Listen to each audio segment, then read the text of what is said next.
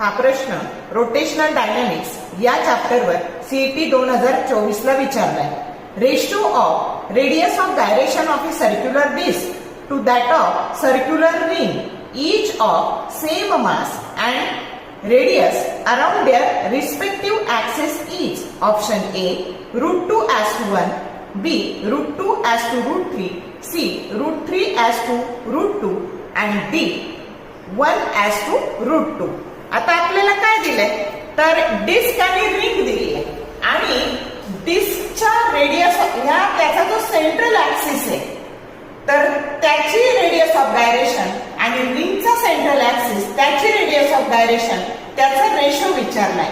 Disk to radius of gyration of a disc to ring.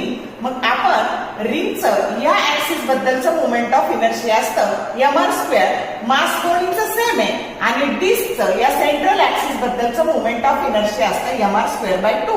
मग radius of gyration रिंगची काय येणार आहे √I/m.